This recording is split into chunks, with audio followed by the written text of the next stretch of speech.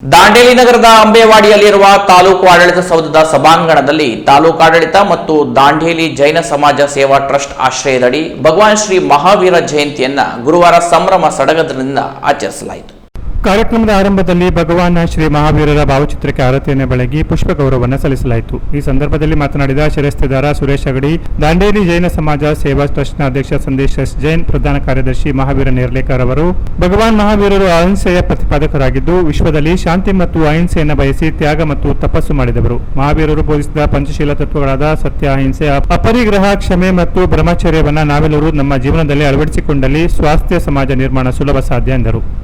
ತಾಲೂಕಾಡಳಿತದ ಪರವಾಗಿ ಜೈನ ಸಮಾಜದ ಹಿರಿಯರಾದ ಮಹಾವೀರ ಬಂಡಿ ಮತ್ತು ಎಸ್ ಕೆ ಬನ್ಸಾಲಿ ಅವರನ್ನು ಸನ್ಮಾನಿಸಲಾಯಿತು. ವಿದ್ಯಾಸಾಗರ ಮುನಿ ಮಹಾರಾಜರ ಪ್ರೀತಿಗೆ ಪಾತ್ರರಾಗಿದ್ದ ಮತ್ತು ಛತ್ತೀಸ್ಗಢದ ಡೋಂಗರ್ಗಢನಲ್ಲಿ ವಿದ್ಯಾಸಾಗರ ಮುನಿ ಮಹಾರಾಜರ ಕಲ್ಪನೆಯ ಬಸದಿ ನಿರ್ಮಾಣದ ಮರದ ಕೆಲಸ ಕಾರ್ಯಗಳಲ್ಲಿ ತೊಡಗಿಸಿಕೊಂಡಿರುವ ದಾಂಡೇಲಿಯ ಉದ್ಯಮಿ ಪ್ರೇಮಾನಂದ ಗಬಸ ಅವರನ್ನು ದಾಂಡೇಲಿ ಜೈನ ಸಮಾಜ ಸೇವಾ ಟ್ರಸ್ಟ್ ವತಿಯಿಂದ ಗೌರವಿಸಲಾಯಿತು. ಸನ್ಮಾನಕ್ಕೆ ಕೃತಜ್ಞತೆಯನ್ನು ಸಲ್ಲಿಸಿ ಮಾತನಾಡಿದ ಪ್ರೇಮಾನಂದ ಗಬಸ ಅವರು, ಜೈನ ಧರ್ಮೀಯರು ಅತ್ಯಂತ ಶಾಂತಿ ಪ್ರಿಯರು, ಜಗತ್ತಿಗೆ ಅಹಿಂಸೆಯನ್ನು ಬೋಧಿಸಿದ ಧರ್ಮ ಜೈನ ಧರ್ಮ. ಪೂಜ್ಯ ವಿದ್ಯಾಸಾಗರ ಮುನಿ ಮಹಾರಾಜರೊಂದಿಗೆ ಒಡನಾಟ ನನ್ನ ಬದುಕಲ್ಲಿ ದೊರೆತ ಮಹತ್ವ ಸೌಭಾಗ್ಯ ಎಂದು ಜೈನ ಧರ್ಮದ ಆಚಾರ ವಿಚಾರಗಳು ನಮ್ಮೆಲ್ಲರಿಗೂ ಸದಾ ಪ್ರೇರಣಾದಾಯಿ ಎಂದರು.